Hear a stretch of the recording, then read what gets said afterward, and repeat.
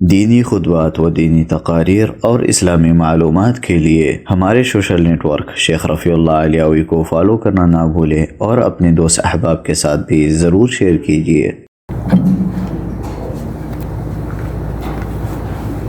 ان الحمد لله نحمده ونستعينه ونستغفره ونعوذ بالله من شرور انفسنا ومن سيئات اعمالنا من يهده الله فلا مضل له ومن يضلل فلا هادي له واشهد ان لا اله الا الله وحده لا شريك له واشهد ان محمدا عبده ورسوله اما بعد فإن خير الحديث كتاب الله وخير الهدي هدي محمد صلى الله عليه وسلم وشر الأمور محدثاتها وكل محدثة بدعة وكل بدعة ضلالة وكل ضلالة في النار أعوذ بالله السميع العليم من الشيطان الرجيم بسم الله الرحمن الرحيم إنا أنزلناه في ليلة القدر وما أدراك ما ليلة القدر ليلة القدر خير من 1000 شهر وقال النبي صلى الله عليه وسلم من قام ليلة القدر إيمانا واحتسابا غفر له ما تقدم من ذنبه وقال الله سبحانه وتعالى فمن كان يرجو لقاء ربه فليعمل عملا صالحا۔ دینی اور اسلامی بھائیوں، آج بتاریخ 25 رمضان المبارک 1442 ہجری مطابق 7 مئی سن 2021 عیسوی کے اس خطبہ جمعہ میں میرا عنوان ہے آخری عشرہ کی فضیلت اور رسول اللہ صلی اللہ علیہ وسلم کی عبادات۔ اولاً تمام تعریف صلی اللہ رب العالمین کے لیے ہے جو ساری کائنات کا خالق اور مالک، مربی اور پالنہار ہے، جس نے ہمیں اور آپ کو اس فانی دنیا کے اندر پیدا کیا اور پیدا کرنے کے ساتھ ساتھ اللہ رب العالمین نے یوں ہی بیکار نہیں چھوڑا بلکہ زندگی گزارنے کے لیے سارے سامان کو اللہ تبارک و تعالی نے اس دنیا میں ہمارے اور آپ کے لیے مہیا کیا۔ درود و سلام نازل ہو تمام انبیاء کرام پر اور خصوصیت کے ساتھ ہمارے آخری نبی جناب محمد رسول اللہ صلی اللہ علیہ وسلم پر۔ میرے بھائیوں، رمضان المبارک کا آخری عشرہ فضیلت کے لحاظ سے زیادہ اہمیت رکھتا ہے، اس لیے کہ اسی میں اعتکاف ہے اور اسی میں شب قدر ہے۔ شب قدر جو 1000 راتوں سے بہتر ہے، قرآن کا نزول بھی اسی مبارک رات میں ہوا، اس وجہ سے نبی کریم صلی اللہ علیہ وسلم اس عشرے میں طاعت پر زیادہ محنت کرتے اور اپنے اہل و عیال کو بھی اس کی دعوت دیتے۔ ہم بھی اپنے پیارے نبی صلی اللہ علیہ وسلم کی سنت پر عمل کرتے ہوئے آخری عشرے میں بھلائی کے کاموں پر زیادہ سے زیادہ محنت کرنا چاہیے، اور شب قدر پانے کے لیے آپ صلی اللہ علیہ وسلم خوب اجتہاد کرتے ہیں۔ اس کے لیے اللہ تعالیٰ سے توفیق طلب کریں اور کثرت سے شب قدر کی دعا پڑھیں۔ ماں عائشہ رضی اللہ عنہا سے روایت ہے کہ میں نے کہا اللہ کے رسول صلی اللہ علیہ وسلم اگر مجھے معلوم ہو جائے کہ کون سی رات شب قدر ہے تو میں اس میں کیا پڑھوں؟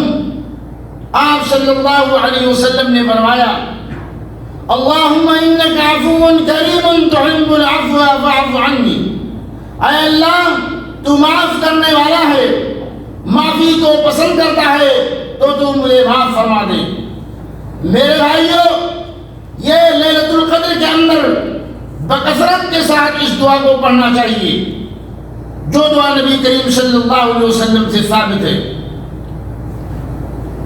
میرے بھائیوں، رحمت و مغفرت اور جہنم سے نجات کا بابرکت مہینہ اپنی رحمتوں اور برکتوں سمیت ہم سے جدا ہونے کو ہے۔ پتہ نہیں اس کے بعد ہمیں رمضان کی یہ مبارک ساعتیں، رمضان کی یہ مبارک گھڑیاں اور لیلۃ القدر کی یہ فضیلتیں اگلے سال نصیب ہوگا کہ نہیں۔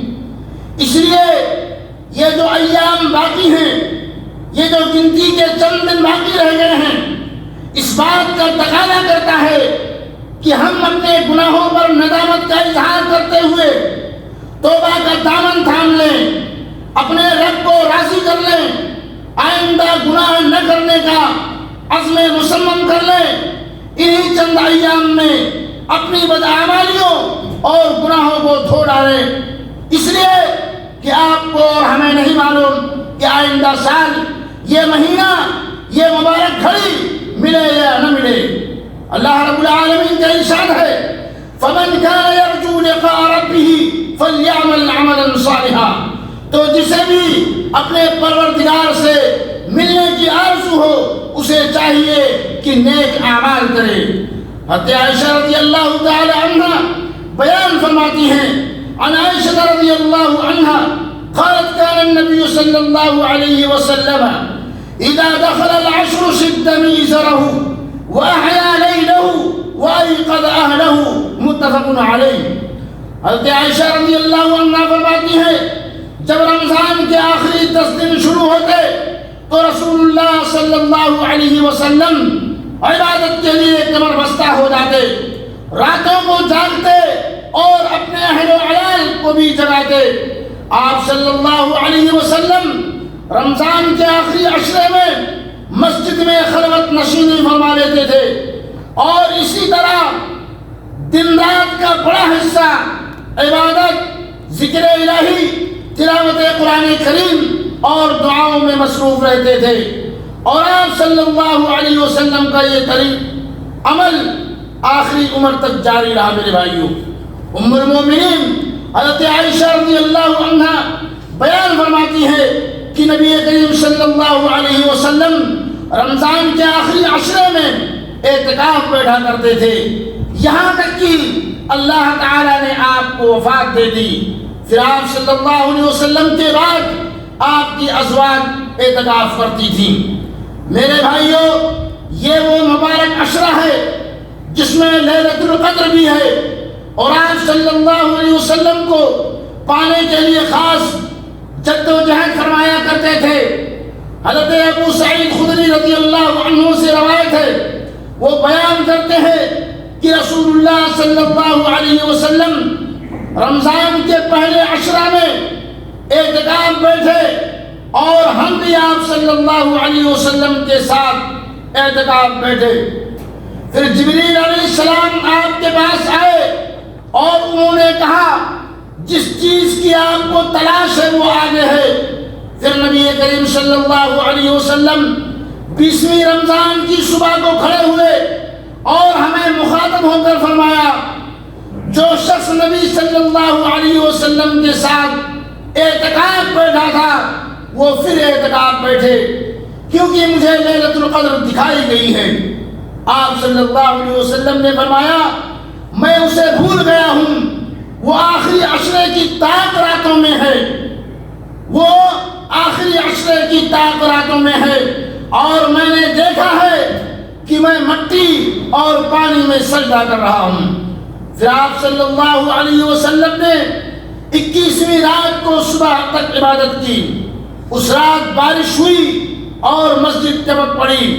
جب آپ صلی اللہ علیہ وسلم فجر کی نماز سے فارغ ہوئے اور باہر نکلے تو آپ صلی اللہ علیہ وسلم کی پیشانی اور ناک پر مٹی اور پانی لگا ہوا تھا، اور یہ آخری عشرہ کی 21ویں رات تھی۔ میرے بھائی، بارک اللہ لنا ولکم فی القرآن العظیم ونفعنی وإیاکم بما فیہ من الآیات والذکر الحکیم، انہ تعالی جواد کریم ملک بر رؤوف رحیم۔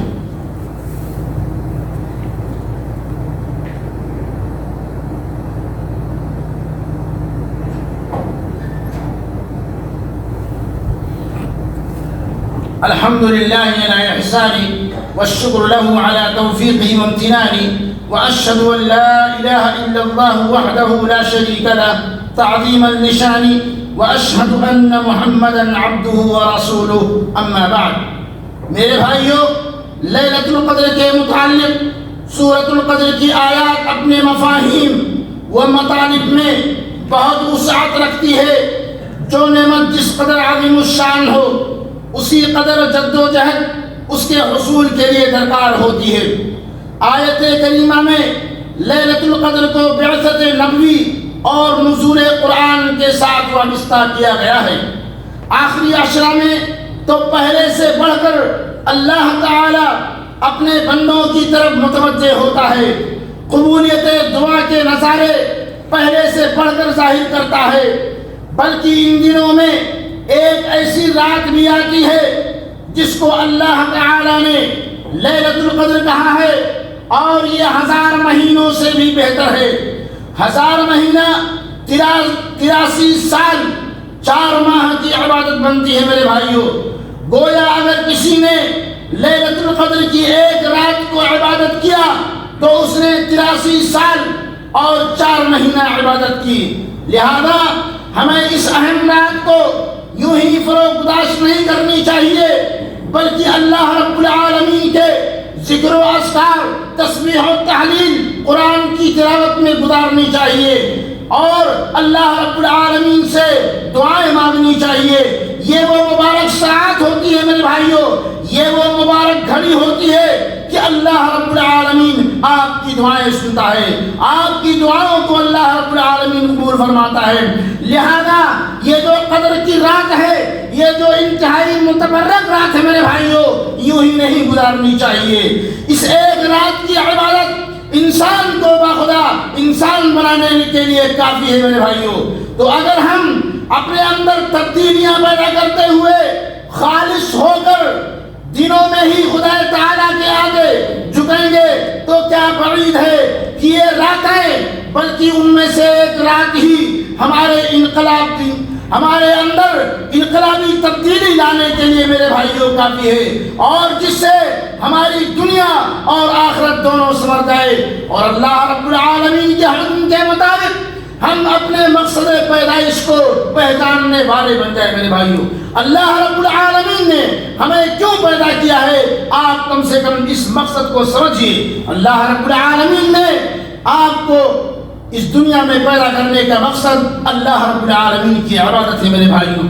لہذا ہمیں یہ تمام چیزوں کو پیش نظر رکھتے ہوئے یہ جو مبارک راتیں ہیں، یہ جو مبارک گھڑیاں ہیں لیلۃ القدر میں، اور اللہ کے نبی صلی اللہ علیہ وسلم اس ایام کے اندر آخری عشرے، خاص طور سے لیلۃ القدر کے اندر میرے بھائیوں، آپ صلی اللہ علیہ وسلم کس طریقے سے عبادت کرتے تھے. اللہ کے نبی صلی اللہ علیہ وسلم کے سارے طریقہ کار ہمارے لیے اسوہ اور ہمارے لیے نمونہ ہے. یاد رکھیں، توبہ کا دروازہ ہمیشہ کھلا ہوا ہے. یاد رکھیں، توبہ کا دروازہ ہمیشہ کھلا ہوا ہے. ماہ مبارک کے آخری عشرے کے متبرک ایام میں کوئی نہ کوئی ایسی گھڑی ہے جس میں دعائیں قبول ہوتی ہیں. شاید وہ قبولیت کی گھڑی ہماری منتظر ہو. رب العالمین، پروردگار، تو بڑا رحیم و کریم ہے، تیرے پاس کوئی کمی نہیں، تو رحمان و رحیم ہے، تو کریم ہے، غفار و ستار ہے، ہمارے گناہوں پر پردہ پوشی کرتا ہے. اس کا تقاضا یہ ہے کہ ہم بھی تنہائی میں اپنے رب سے دعا کریں، اپنے گناہوں کی، اپنے غلطیوں کی اللہ رب العالمین سے معافی مانگے، اعتراف بندگی اور گناہوں پر ندامت کا اظہار کریں. اے اللہ، ہم بہت زیادہ گنہگار ہیں، خطاوار ہیں. اے اللہ، تو ہماری خطاؤں پر نہ جا، ہماری خطاؤں کو تو معاف فرما. الہ العالمین، یہ جو دنیا کے اندر یہ جو وبائیں، یہ جو بلائیں پھیلی ہوئی ہیں، اللہ رب العالمین، میں گنہگار ہوں، خطاوار ہوں، ہمارے گناہوں پہ نہ جا اور ان بلاؤں کو اس دنیا سے خاتمہ فرما. میرے بھائیوں، اپنی نیکیوں کا واسطہ دے کر اللہ رب العالمین سے ان بلاؤں، ان مصیبتوں، ان پریشانیوں سے، اس عذاب سے میرے بھائیوں اللہ رب العالمین سے دعا مانگنی چاہیے. یہ آپ جو دیکھ رہے ہیں، یہ پوری دنیا کے اندر جو ہاہاکار مچا ہوا ہے، ہم اور آپ کہتے ہیں کرونا ہے میرے بھائیوں، کرونا نہیں، یہ ہماری بدعمالیوں کا نتیجہ ہے، یہ اللہ رب العالمین کی طرف سے عذاب ہے میرے بھائیوں۔ اسی لیے عذاب کو دیکھتے ہوئے قرآن کریم کے اندر بہت ساری قوموں کا ذکر موجود ہے میرے بھائیوں، کہ جب اللہ کے عذاب کو دیکھتے تو وہ اللہ رب العالمین سے توبہ و استغفار کرتے۔ آپ دیکھ رہے ہیں کس قدر دنیا کے اندر تباہی اور تباہی اور اموات ہو رہی ہے، لہذا اپنے گناہوں سے، اپنی غلطیوں سے اس آخری عشرے کے اندر، اس مبارک ساعت کے اندر، اس مبارک گھڑی کے اندر اللہ رب العالمین سے دعائیں کریے، گڑ گڑا کر روئیے اللہ رب العالمین سے۔ اللہ رب العالمین توبہ قبول کرنے والا ہے، آپ کی دعاؤں کو قبول کرنے والا ہے میرے بھائیوں۔ اللہ دعا قبول کر لیتا ہے، اور جب دعا قبول ہو جاتی ہے میرے بھائیوں تو انسان کی دنیا بدل جاتی ہے۔ ماہ مبارک کے الوداعی ایام ہم سے یہ تقاضا کر رہا ہے میرے بھائیوں، پتہ نہیں آئندہ سال یہ مبارک مہینہ، یہ رمضان کی مبارک ساعتیں، یہ رمضان کی مبارک گھڑیاں ہمیں نصیب ہوں کہ نہ ہو، لہذا یہ تقاضا کر رہے ہیں کہ عبادت اور اعمال صالحہ کے معمولات رمضان کے بعد بھی ہماری زندگی میں جاری رہنی چاہیے میرے بھائیوں۔ یہ عبادت جو آپ رمضان کے مہینے میں کر رہے ہیں، یہ عبادت رمضان ختم ہونے کے بعد بھی ہماری زندگی میں جاری رہنی چاہیے۔ کیوں؟ مسلمان وہ ہے جو ہمیشہ اپنے نبی صلی اللہ علیہ وسلم کے بتائے ہوئے طریقے کے مطابق عمل کرے، صحیح معنوں میں وہ مسلمان ہے۔ یہ نہیں جمعہ پڑھ لیا، رمضان میں عبادت کر لی، عید بقرعید کی نماز پڑھ لیے، اس کے بعد بہت بڑے مسلمان ہو گئے، ایسا نہیں، بلکہ یہ عبادت جو آپ رمضان کے مہینے میں کر رہے ہیں، سال ہر سال یہ عبادت جاری رہنی چاہیے میرے بھائیوں، تب تو ہم صحیح معنوں میں مسلمان ہیں۔ ہماری زندگی میرے بھائیوں عبادت اور اعمال صالحہ کے معمولات رمضان کے بعد بھی جاری رہنی چاہیے، یہ روٹین صرف رمضان میں نہیں۔ رمضان تو در حقیقت ضبط نفس اور تزکیہ نفس کا مہینہ ہے۔